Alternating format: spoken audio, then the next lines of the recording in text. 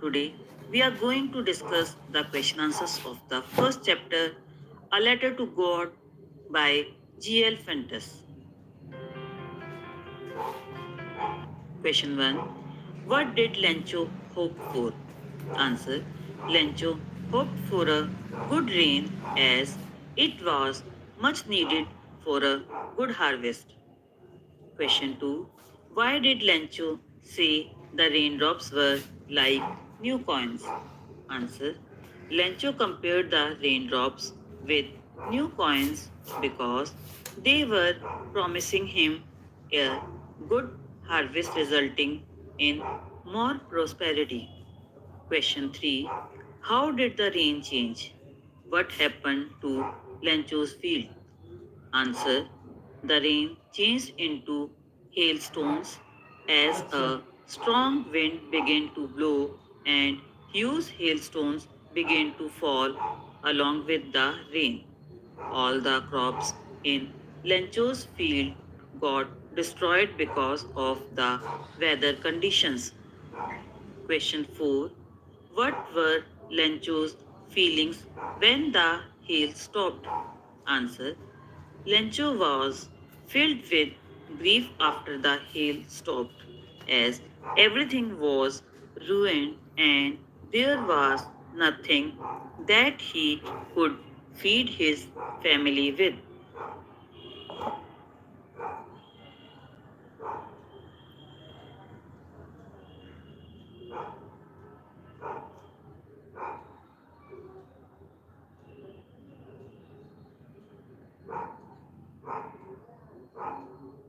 Hello friends, welcome to my YouTube channel Asha Edu Class. Today we are going to cover chapter number 2.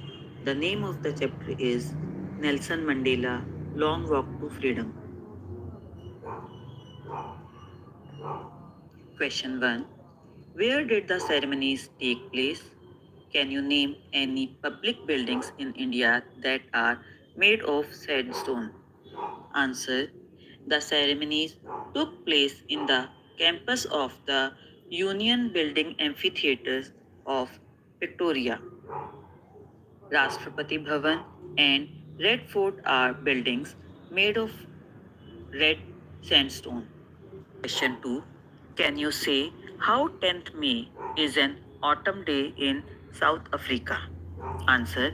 As South Africa is in the southern hemisphere, May falls in the autumn season. Thus, 10th May is an autumn day. Question 3. At the beginning of his speech, Mandela mentions an extraordinary human disaster. What does he mean by this? What is the glorious human achievement he speaks of at the end? Answer. By an extraordinary human disaster, Mandela means to state the practice of apartheid in South Africa. During this, there was a racial segregation based on color, and the blacks suffered a lot.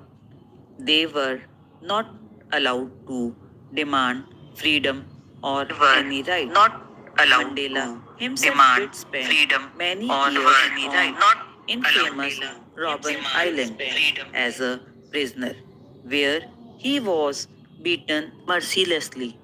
He considered it as great glorious human achievement that a black person became the president of a country where the blacks were not even considered human beings and were treated badly. Question 4. What does Mandela thank the international leaders for? Answer. Mandela felt very privileged to welcome the international leaders at the swearing in ceremony because not too long ago the South Africans were considered outlaws. He thus thanks all of them for having come to witness the historical ceremony. This was a gesture of international recognition to a newly born free domestic nation, and it could be considered as a common victory for justice, peace, and human dignity. Question 5. What ideals does Nelson Mandela set for the future of South Africa? Answer. Nelson Mandela set the ideals of liberating people from bondage of poverty, deprivation, and suffering. He also set the ideal for a society where there would be no discrimination based on gender or racial origins. Question 1. What did the military generals do? How did their attitude change and why? Answer. The highest military generals of South African Defense Force saluted Mandela and pledged their loyalty, which was of great significance as during apartheid era they would have arrested him. The change in their attitude was because of struggle and sacrifices put in by many heroes of South Africa. This struggle not only ensured the freedom of a nation struggling with apartheid, but brought a change in mindsets of many. He believed that love can also be taught and human being is naturally inclined towards love rather than hate. Question 2. Why were the two national anthems sung? Answer. One, the auspicious occasion of the inauguration, two national anthems, one by the whites and the other by the blacks, symbolizing the equality of the blacks and the whites were sung. Question 3. How does Mandela describe the systems of government in his country? First, in the first decade, and second, in the final decade of the 20th century. Answer. In the first decade of the century, the whites erected a system of racial domination against the blacks, thus creating the basis of one of the harshest and most inhuman societies the world had ever known. Second, in the final decade of the 20th century, the previous system had been overturned and replaced by one which recognized rights and freedom of all people regardless of color of their skin. Question 4. What does courage means to Mandela? Answer. For Mandela, courage does not mean the absence of fear but a victory over fear. According to him, brave men need not be fearless but should be able to conquer fear. Question 5. Which does Mandela think is natural to love or to hate? Answer. For Mandela, love comes more naturally to the human heart than hate.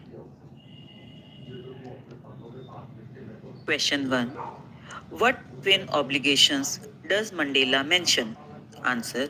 Mandela mentions that every man has twin obligations. The first is to his family, parents, wife, and children.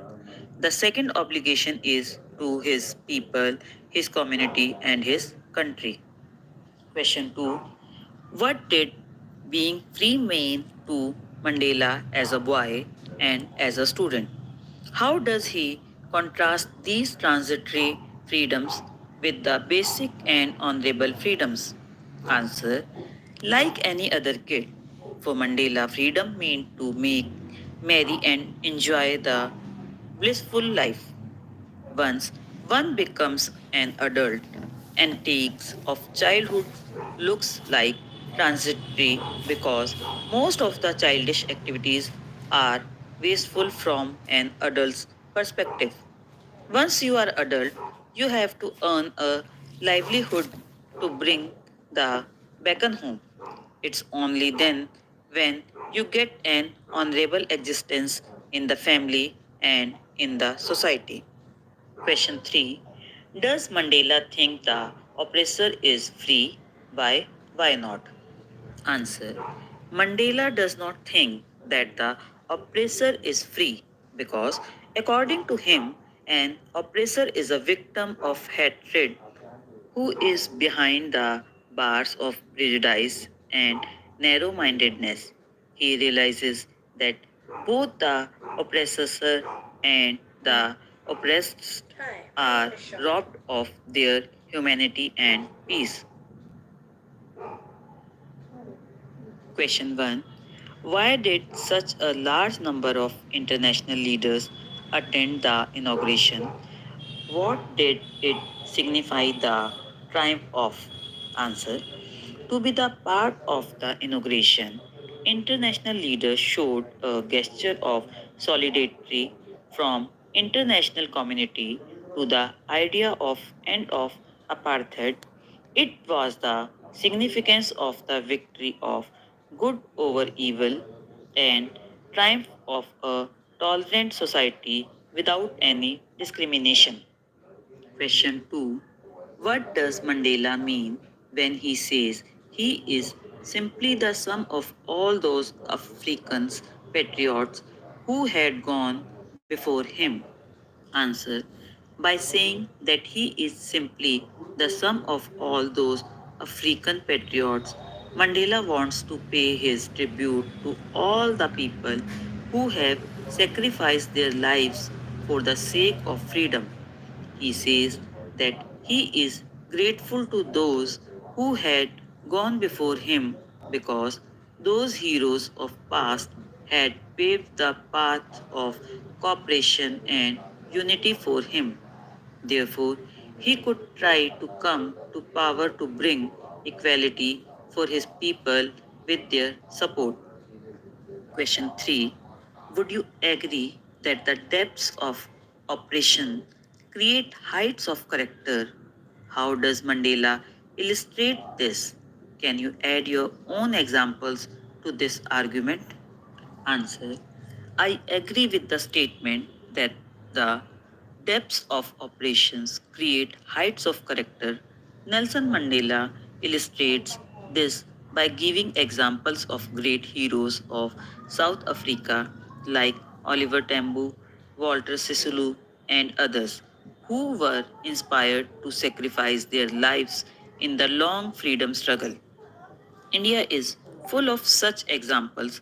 During our freedom struggle, there was a galaxy of leaders of great characters, and the operations of British rule created and encouraged people of noble characters like Mahatma Gandhi, Lala Lajpat Rai, Jawaharlal Nehru, Chandrasekhar Azad, Sardar Bhagat Singh, and many more. If we compare them with the quality of political leaders India is having today, then Nelson Mandela seems to be absolutely right.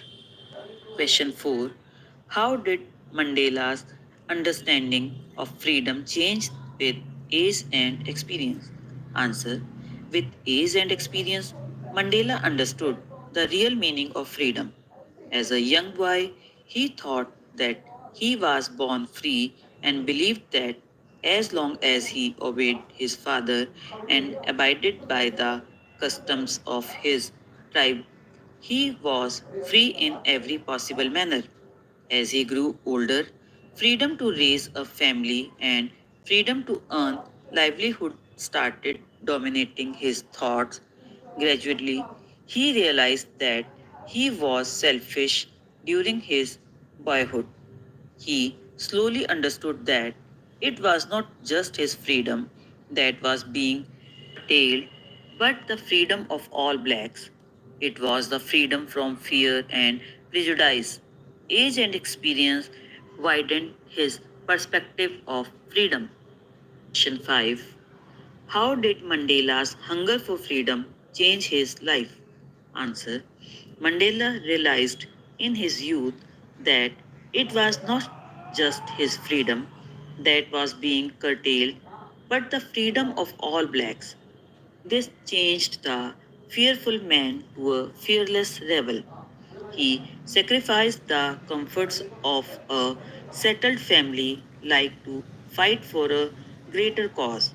He joined the African National Congress, and this changed him from a frightened young man into a bold one who fought against racial prejudice.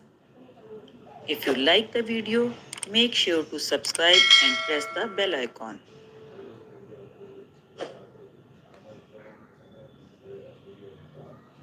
Hello everyone, welcome to my channel Asha Edu class. Today we are going to cover chapter number 3. The name of the chapter is Two Stories About Flying. Question 1.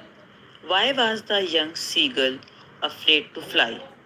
Do you think all young birds are afraid to make their first flight, or are some birds more timid than others?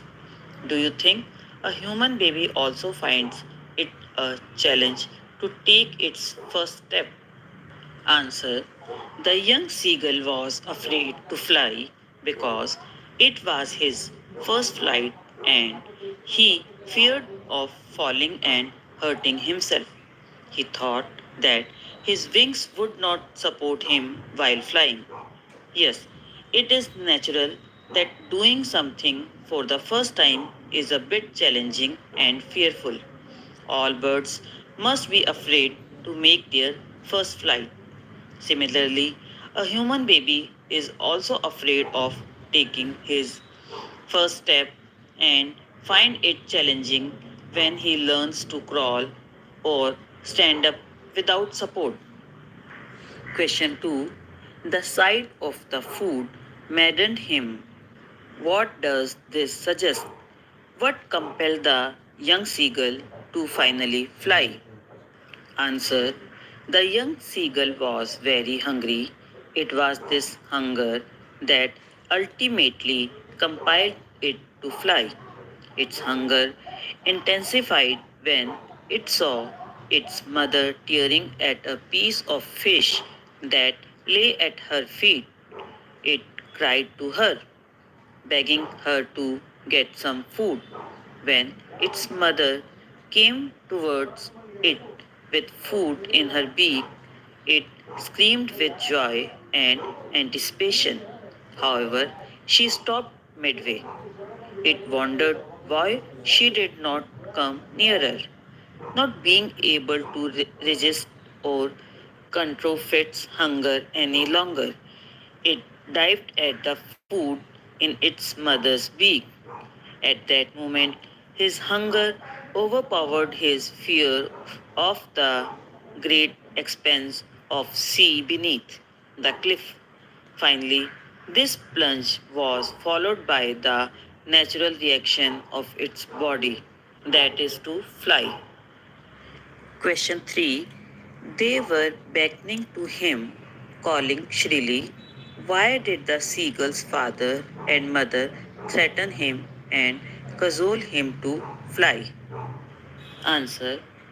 Seagull's parents had tried everything, but he was reluctant to fly due to fear of falling down.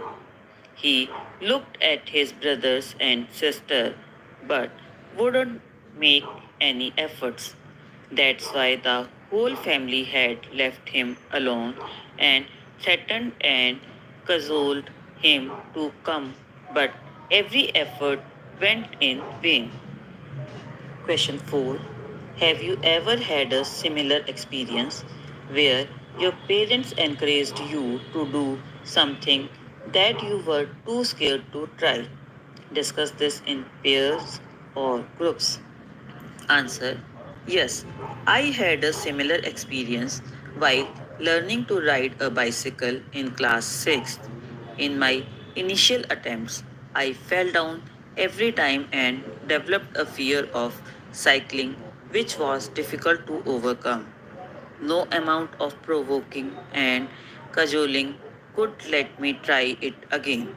But my father encouraged me to overcome the fear and helped me as he was adamant on my learning cycling. He took me on a mountaineer village and made me sit and asked me to put my hands on the handle and feet on the pedal. It sped down and I enjoyed it without fear, which developed my confidence. Thus, I overcame my fear of cycling and started riding a cycle after a few practice. Question 5. In the case of a bird flying, it seems a natural act and a foregone conclusion that it should succeed. In the examples you have given in answer to the previous question, was your success guaranteed or was it important for you to try regardless of a possibility of failure? Answer. We face some problems in the initial stage while learning new skill. Due to the fear of failure, we hesitate to perform a task or to do something new. In case of the seagull, his parents cajoled him to fly. In the example I have given in the answer of previous question, I was cajoled by my father to learn cycling. So, at that stage, I was learn cycling as it was very important for me to overcome my fear. Yes, my success was guaranteed because if someone is determined to do something, then success is assured. Moreover, as said, practice makes a man perfect. Question 1. I'll take the risk. What is the risk? Why does the narrator take it? Answer. A huge storm was brewing up, and the author was keen to reach his home to spend his holiday with his family. So he decided to fly through the storm as he did not want to miss the chance to meet his family at breakfast. Thus, he took the risk even when the visibility was almost zero in the storm. Question 2. Describe the narrator's experience as he flew the aeroplane in the storm. Answer. As the pilot, author, entered the storm, his plane started jumping and twisting. He could not see anything outside the plane as it was black. When he looked at compass and other instruments, they had stopped to function due to storm. It was a terrible and fearsome experience for him. The fuel tank was almost empty and he could not fly more than 10 minutes. Then he saw another black aeroplane by his side, and the pilot of the plane signaled him to follow. It was a surprise for the narrator as the other black plane was having no light. He followed him without any choice and landed safely on the runway. Question 3. Why does the narrator say, I landed and was not sorry to walk away from the old Dakota? Answer. The pilot was delighted to land safely after being caught in a dense storm of dark clouds and was not sorry to walk away from the old Dakota. He was filled with gratitude for the pilot in the other black aeroplane and desperately wanted to thank him for helping him in such a fearsome situation. He was indeed feeling sorry that he could not thank his benefactor enough for helping him land on the runway safely. Question 4. What made the woman in the control center look at the narrator strangely? Answer. The women in the control center looked at the narrator strangely because when the narrator mentioned about the black aeroplane that helped him land safely on the runway, she gave him a surprised look and told him that no one except the narrator's plane was in the sky during the storm. Even the radar reflected the narrator's plane as the only one in the night sky. Question 5. Who do you think helped the narrator to reach safely? Discuss this among yourselves and give reasons for the answer. Answer. Although there is no definite answer to express who was the unknown pilot who helped the narrator, we can assume that probably it was the narrator himself who overcome his fear in the midst of a storm, as no other plane was visible in the radar except the narrator's Dakota DS-088. In that frightening situation, the pilot might have fantasized that someone came to his help. However, it is evident that he was a good pilot himself who was brave enough to fly through a dense and turbulent storm and land on the runway safely. If you like the video, make sure to subscribe and click on the bell icon. Bye bye.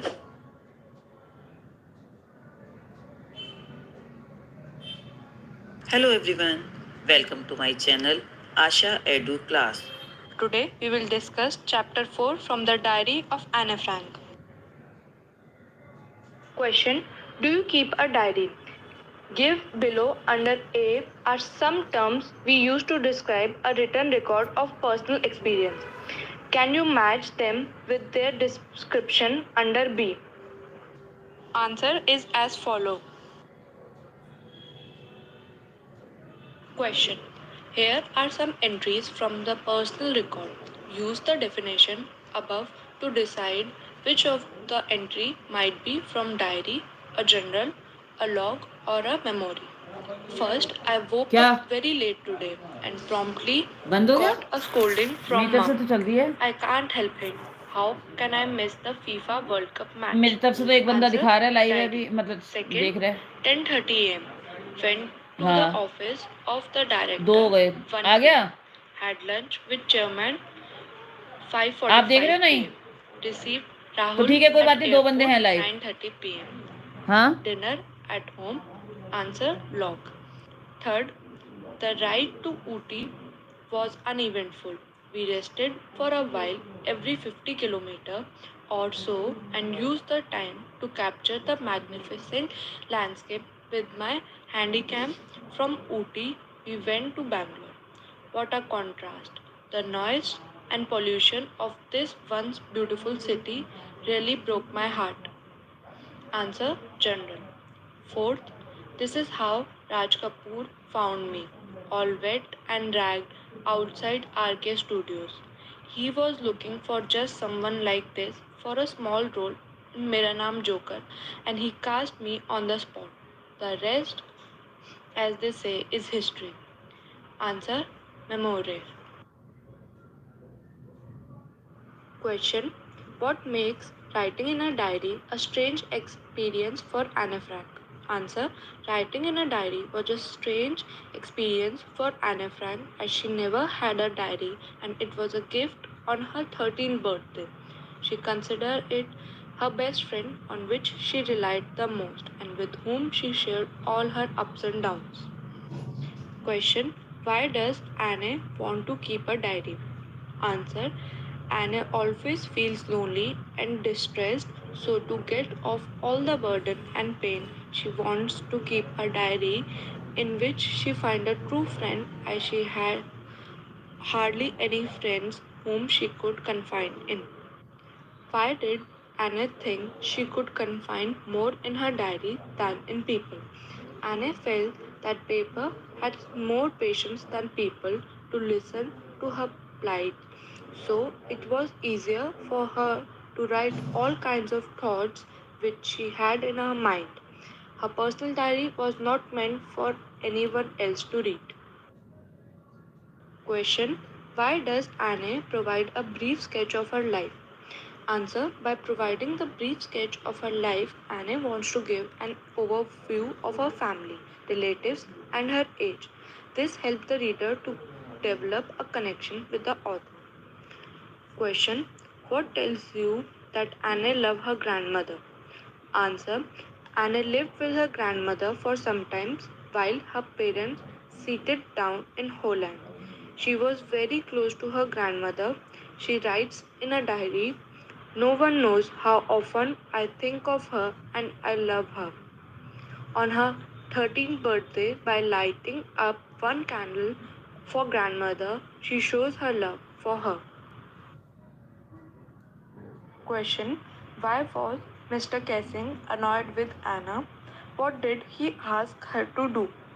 Answer: Mr. Kessing was annoyed with Anne because she was very talkative. He punished her by giving extra homework to write essays to keep her silent, and the topic was always related to her nature. Question: how did Anne justify her being a chatterbox in essay? Answer: Anna justified her being a chatterbox in her essay by explaining that it is due to her mother, who also very talkative and nobody could do anything about their inherited traits. Question: do you think Mr. Kessing was a strict teacher? Answer: no. Mr. Kessing was not a bad or strict teacher because a teacher did something for welfare of his students. Any teacher would be annoyed if children keep on talking in class. Secondly, he Secondly, if he had been strict, he would not have laughed at Anna's funny arguments. Question: what made Mr. Kessing allow Anna to talk in class? Answer: Anna's last essay, in form of a poem, showed Mr. Kessing the lighter sides of a naughty child. It helped bridge the generation gap between the teacher and the student. Question: was Anna right when she said that the world would not be interested in musing of a 13-year-old girl? Answer: yes, Anna was right when she said so because most of the people don't want to give importance to a child perspective towards the world because they are too immature for the world. But Anne Frank has become one of the most discussed of Holocaust victims. Her diary has been translated into many languages. Question: there are some examples of diary or journal entry in the before you read section. Compare these with what Anna writes in her diary. What language was the diary originally written in? In what way is Anna's diary different? Answer: Anna's diary was entirely different from most of the examples given before the text. It was somewhere closer to the memory in which the name of Rajkumar has been mentioned. It was originally written in Dutch. It has informal tone which exudes the careful nature of a teenager. Question: why does Anna need to give a brief sketch about her family? Does she treat Kitty as an insider or an outsider? Anna gave an introduction of her family in the diary because it was hard to make others realize that a 13-year-old teenager could write about her loneliness. Kitty was an outsider which was gifted by her parents on her 13th birthday, but she considered it her best friend and treated as an insider. How does Anna feel about her father, her grandmother, Mr. Cupras, and Mr. Kessing? What does these tell you about her? Answer: Anna was fond of memories of her father, grandmother, Mrs. Cupras, Mr. Kensing, who has left indelible impression on her mind and affected her life a lot.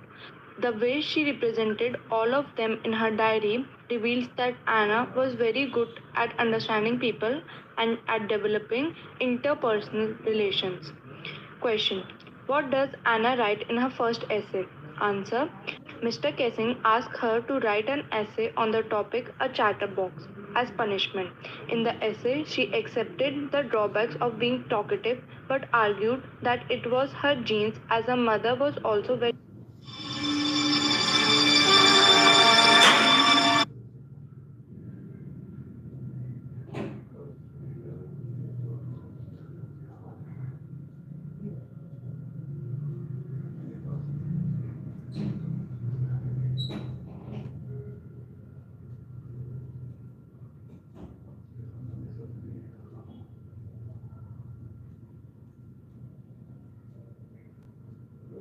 talkative.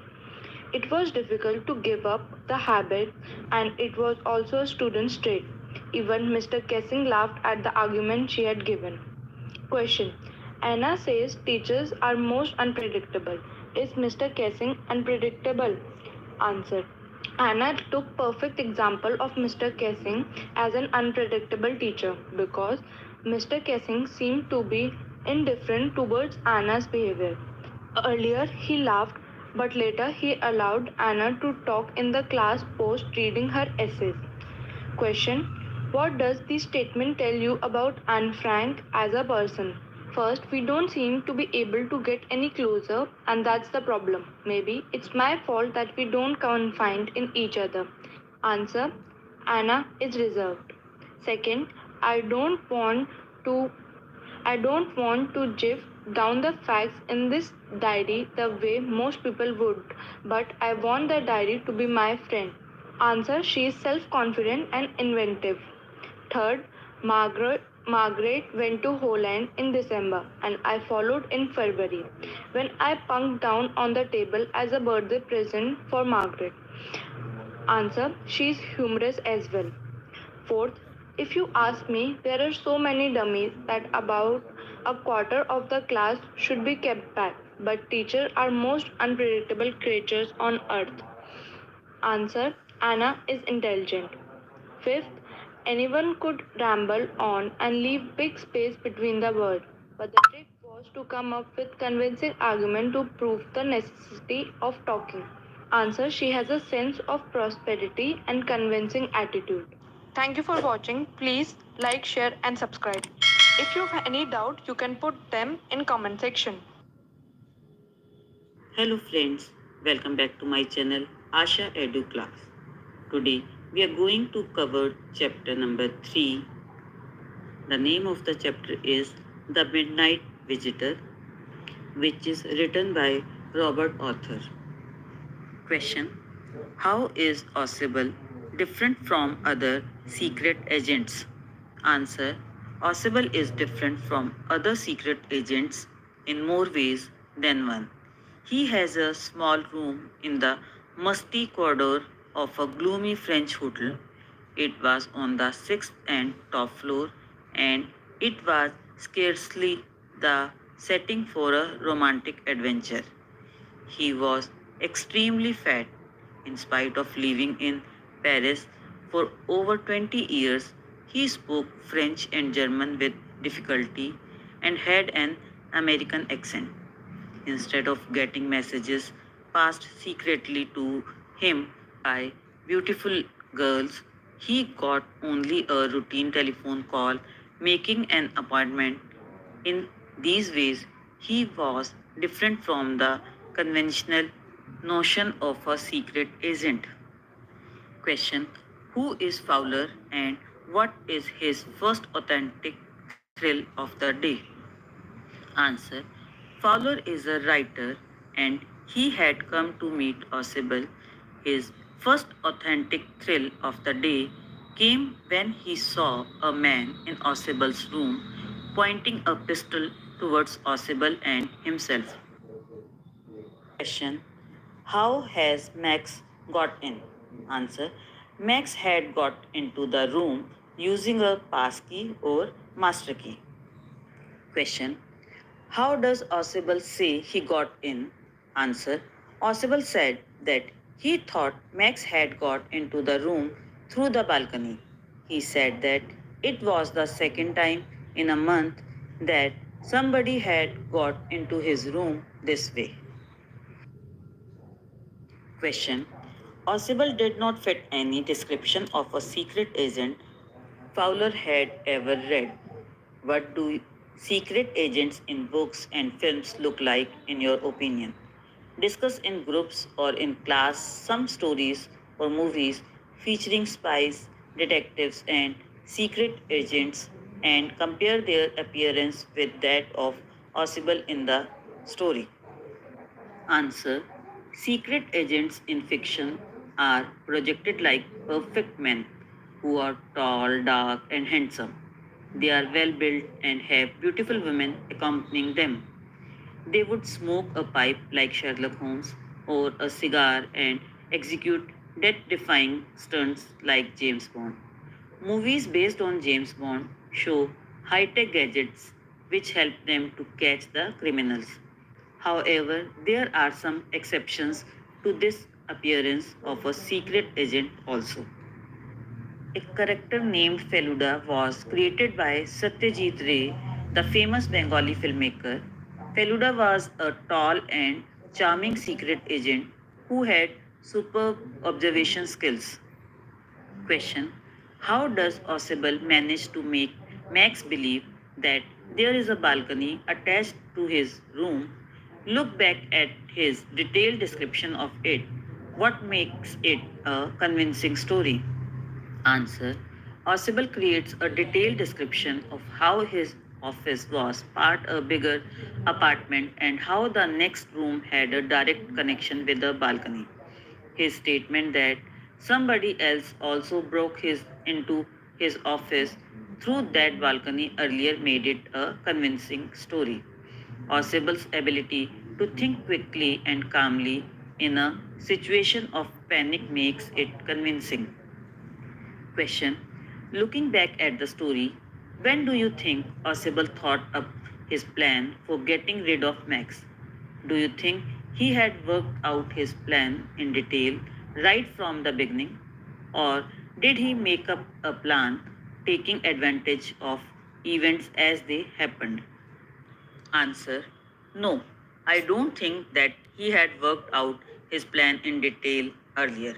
He took advantage of events as they happened. Oswald made up a story of the balcony outside the room, and as there was a knock at the door, he said that it would be the police. All these made Max desperate. He became restless and, without seeing Willow, jumped out of the window. Question: in this story, Osable shows great presence of mind or the ability of think quickly and act calmly and wisely in a situation of danger and surprise. Give examples from your own experience or narrate a story which shows someone's presence of mind. Answer: this story refers to the play If I Were You. Gerard was held hostage by a criminal. However, Gerard treated the criminal as a guest and trapped him with his confidence. He managed to convince the criminal to run away as the police is behind him. He told the criminal to run through the exit door, which was actually a cupboard door. The criminal excited through the door and was trapped in the cupboard.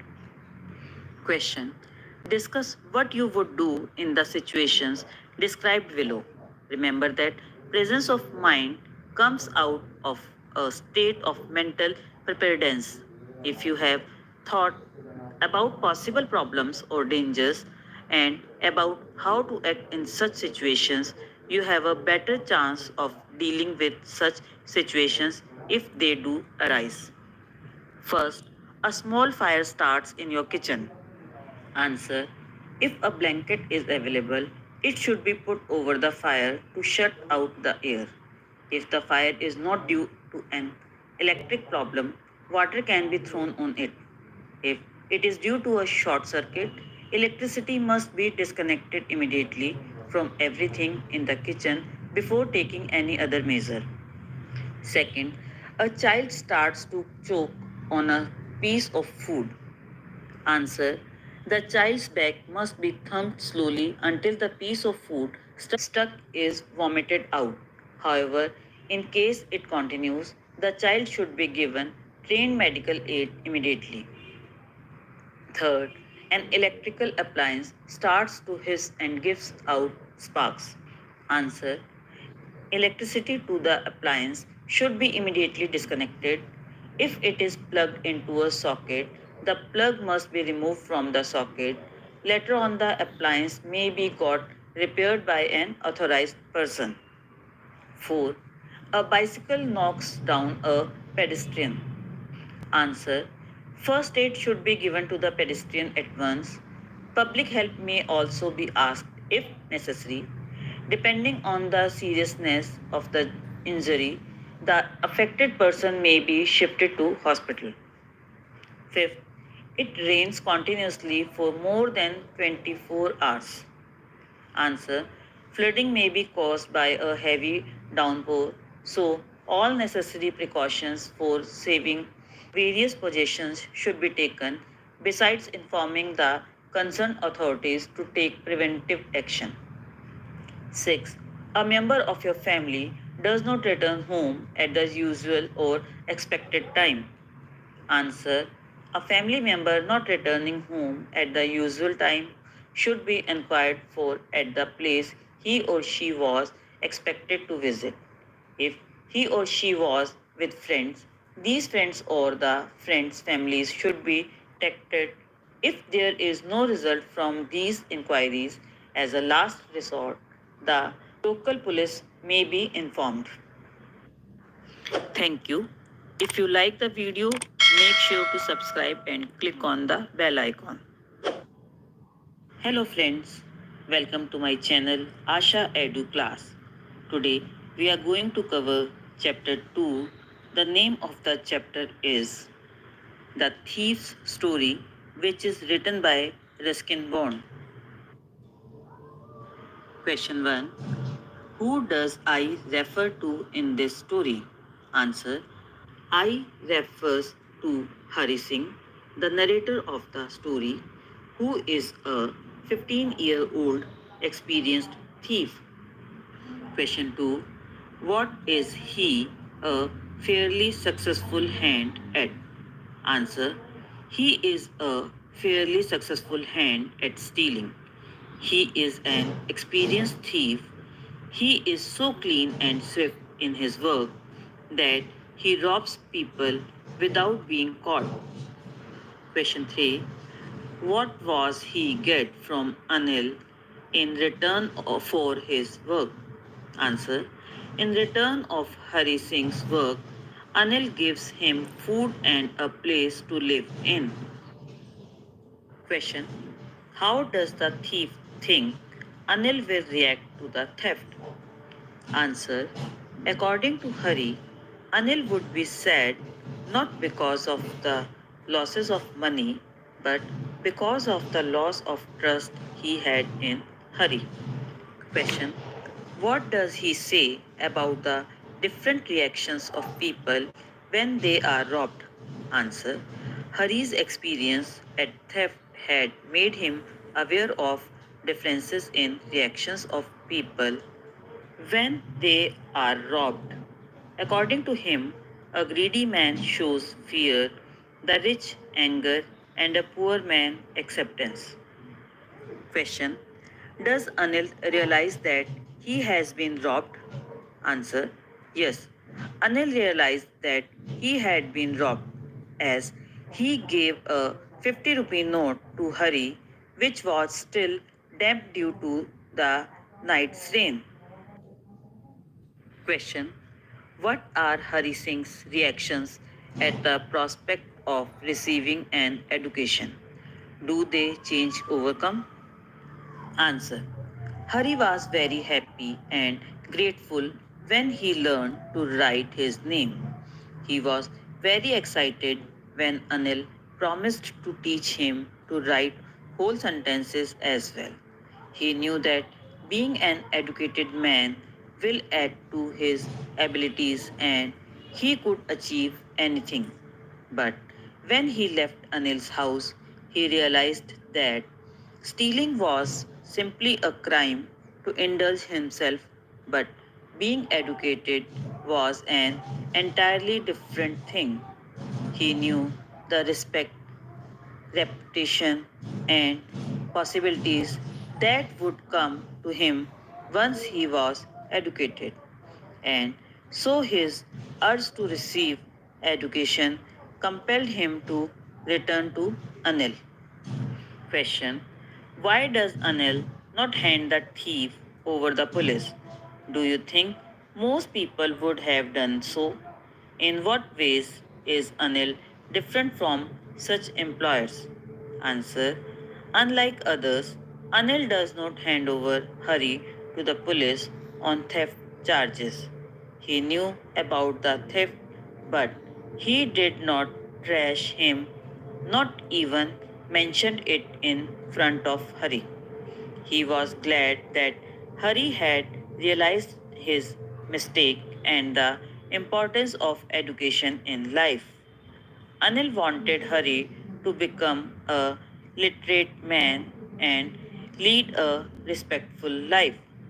He is different from other such employers because he is very understanding.